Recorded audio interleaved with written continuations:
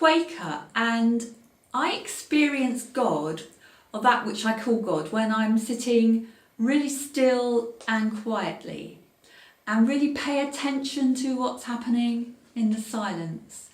And Quakers have an expression, they say waiting in the light. That's how I feel it. And sometimes in that silence, I get a real sense, I feel like I'm being enabled to see clearly and get a real sense of how I should live my life, or get a sense of peace and even a sense of forgiveness. That's how I experience that sort of power which I call God. And then sometimes I get a really clear sense of what the path is, what I could be doing, but too frightened to do it. So again, I can sit silently and I can just pay attention to that fear. And I really feel that if I trust that there is that power within me, that teacher within me, that can help if I really trust it. So for me, it's like being on a journey and being accompanied if I really trust it.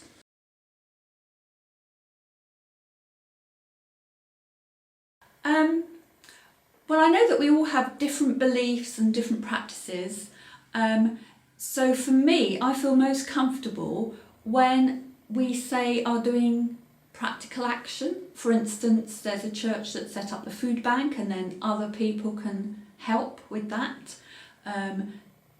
In Quakers, there are people who are working for fair trade, and other people from other churches are involved with that. And we might want to be doing work which helps with the sort of inequalities in society, and so we can all help with that. So I feel more comfortable when we're doing practical stuff, because I know we all have different beliefs. So that's what I feel about Christians Together in Okehampton.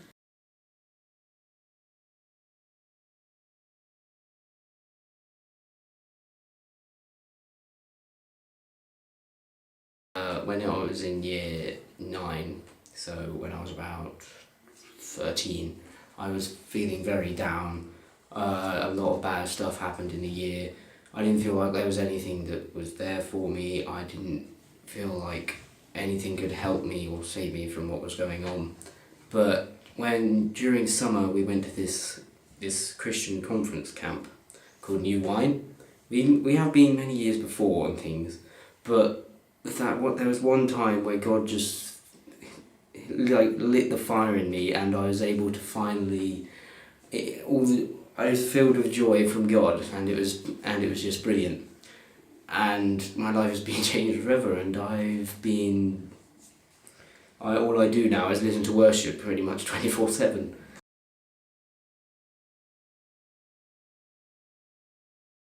Christians Together in Okehampton is really good because there's a lot of we actually meet together more, unlike some other towns. Our church is all quite friendly, and they're all glad to go on and meet up, like the Christian Faith Festival that's coming up.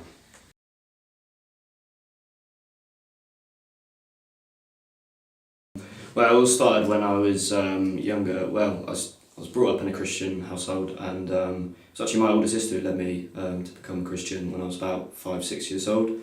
But I never really had anything there. Like I would go to church, but nothing would really, I would never take anything home. And growing up through teenage years, that was probably the hardest time for me because I didn't have anyone there.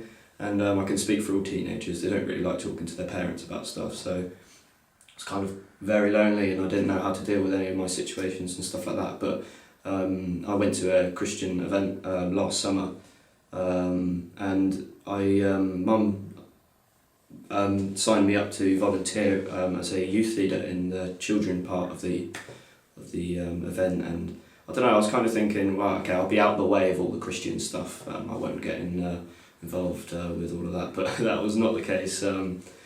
Literally, the first night there, the Holy Spirit met with me, and it touched my heart, and rest is history really. And since then, my personality shifted to how I was actually made and how God designed me, and since then I've just been growing my faith and I've been growing my relationship with Him, and I can speak for everyone that I've changed and it's for the better. And I'm not saying like I've learned everything. Like I've only just started to peel the truth, and I want to learn more and develop my relationship.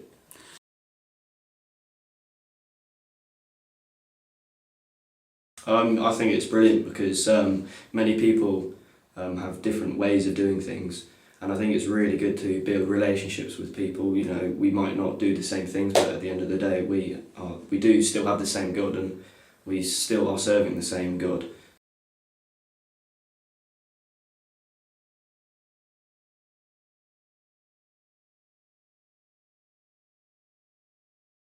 Well, I'm not sure that there was a particular God moment that I remember when I was in spectacular danger or illness or drama, and when it felt that God stepped in a miraculous way and saved the situation.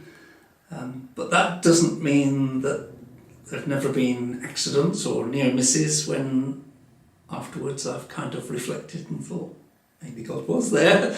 But I was kind of spared the terrors, if you like, of ever thinking, "Ooh, dear, something bad is going to happen." But that doesn't mean I haven't had experiences of God. Experiences of God have been uplifting and sometimes challenging. But no kind of exciting suspense stories waiting for God to intervene. I was sort of 14 when I felt that I was making a real and lasting commitment to God. The sort of phraseology in the evangelical circles would be born again or giving your heart to the Lord, conversion. And that was and still is a very important event in my whole life. Cynics might say, well, some well-trained evangelist was getting inside your head. I think that God was getting inside my head and was calling me to follow and commit myself, and I did that at the time. That didn't really come out of thin air. I had been brought up, loved and nourished and taught within a church situation as well as home and school and so on before then. Perhaps my God moment came before I remember, because I was to be the first baby of my parents, and when the time came I was to be born at home, as happened for most people pre-National Health Service in England. But things didn't go according to plan, and the midwife couldn't get me out. The doctor was called and he couldn't do any better. And so the doctor called the ambulance to take Mum to Barnstable Hospital to see what they could do. And my dad tells me that as the ambulance drove off, the doctor said to my dad, We'll try to get your mum back in one piece, but I don't think there'll be a baby to bring home. And so perhaps it was a miracle that I ever lived at all, but that's certainly before my memory. I later had 3 sisters and a very supportive kind of life. Since then, there have been many spiritual encounters, all of which have been challenging and valuable.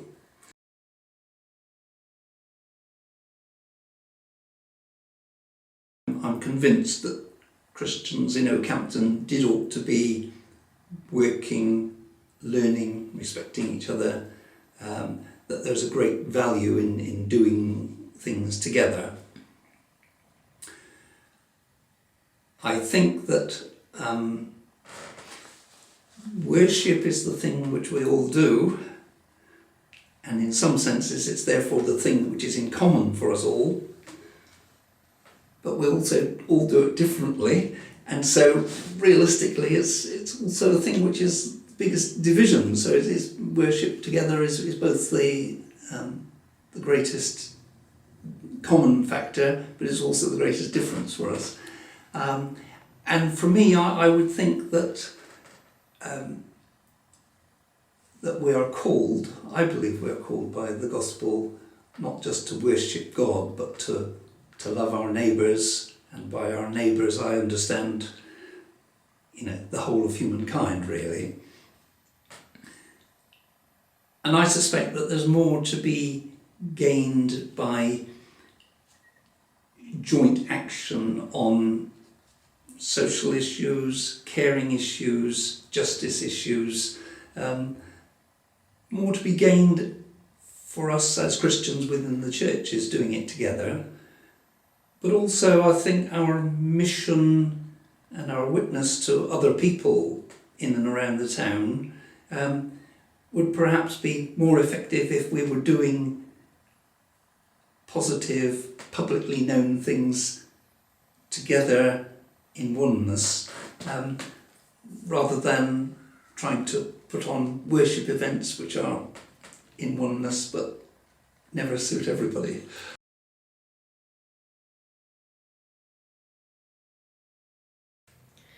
I think there have been lots of occasions when I've known God with me in those situations, right from when I first became a Christian, when I was very, very down, very, very hopeless, and he touched me by his Holy Spirit and almost physically lifted the burden from me. I felt a physical weight lift from my shoulders, and that was the day I started to follow him.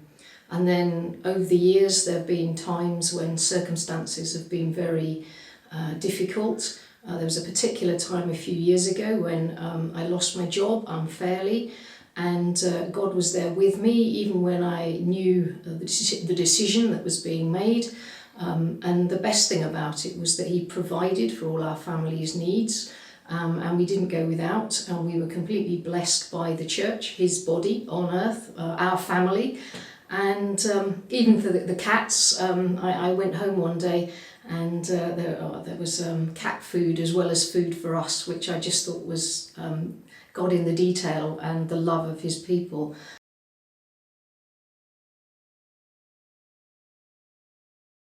I think Christians together in Okehampton are absolutely fab.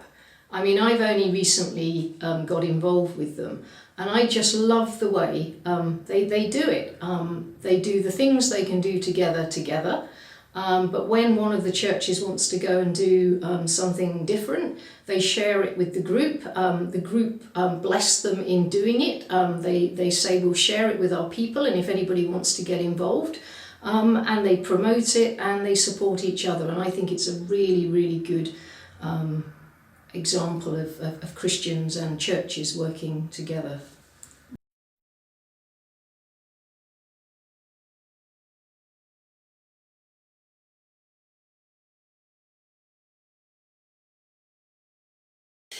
Yeah, it wasn't anything Damascenean. It was very much a slow burn for me. I was a head teacher in a church primary school, and it's a very emotional experience for me as well, because my sister died when she was 51, and I found that difficult to cope with. And a few years later, when I was the same age as she was when she died, it all came back to hit me, and I had clinical depression caused by that delayed grief over her death. And I just went as from a very, very confident, outgoing person to someone who was crying every single day, feelings of paranoia and total lack of confidence. And I just felt it was the total end of my world. But as I'd been working in a church school, and it was the second church school I'd been in, and this is as a committed atheist for most of my adult life, I'd been hearing the various vicars who came in to talk to children.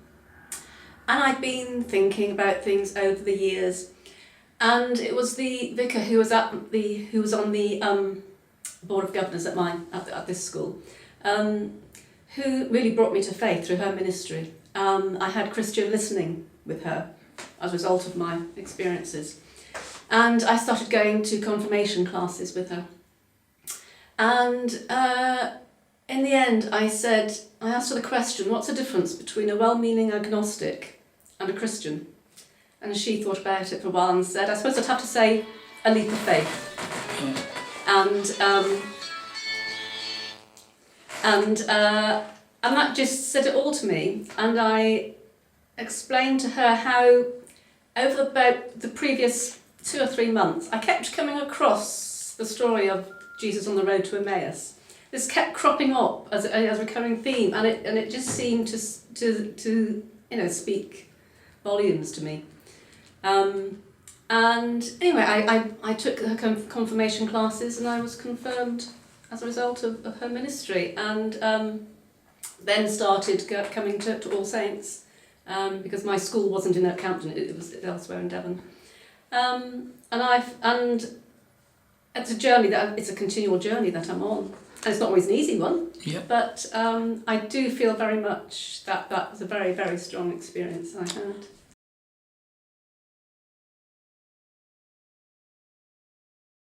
Well, I think it's absolutely essential. We all worship one God, and I think we should all be working together. What I would actually like to see is one church and everyone worshipping there in one building, possibly with different types of services, because we all want a different type of service, but I think that would be a brilliant thing to do. And the Festival of Faith, obviously, is just, I think it's just one step along that road, bringing us all together, so we can all worship in different ways and see and experience each other, what we all do in our different areas.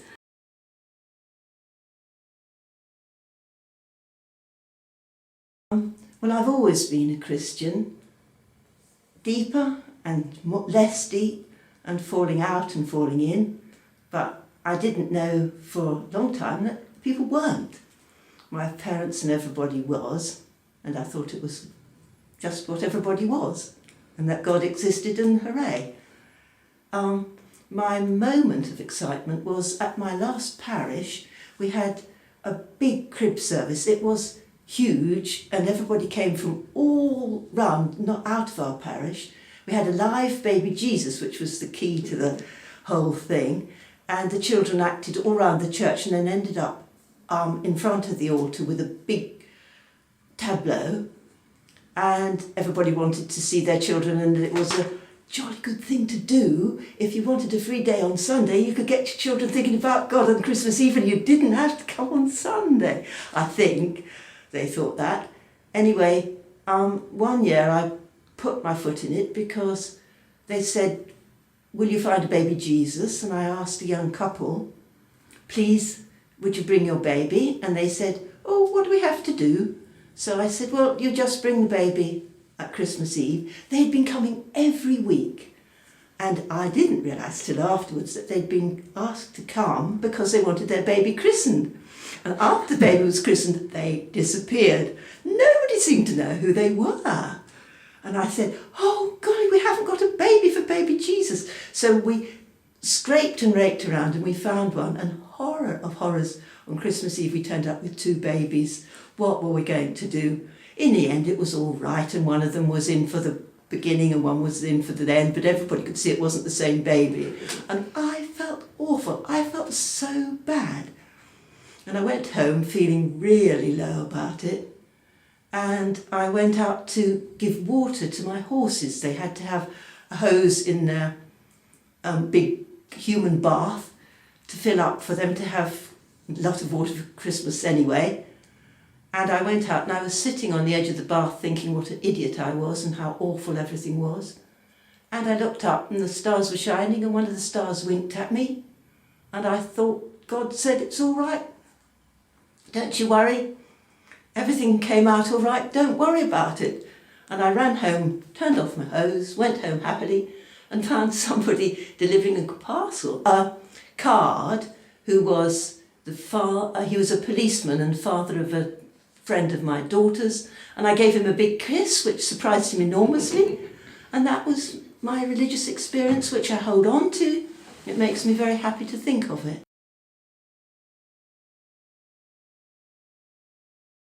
Very much the same as Janet, in that I think it's a brilliant idea and we ought to do it. I'm not very mobile, so I don't join in things as much as I would often like. I think we do all need our own way of worship. We can worship together and it's lovely. I like when we process with the cross on Good Friday. I always think that's a gorgeous thing, to go to everybody's place and a good witness for people to see. But I think, particularly as we get older, we like our little habits.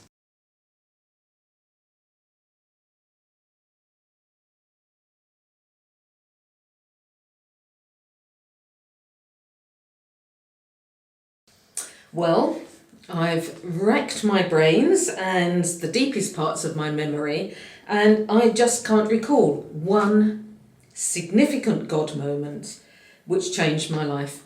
Rather, I can remember a series of God moments which, in hindsight, I can see were necessary to keep prodding me along the path that God wanted me to go. As a child, I attended Sunday school and church, being sent by my parents who didn't attend themselves. There was much, though, that I didn't understand.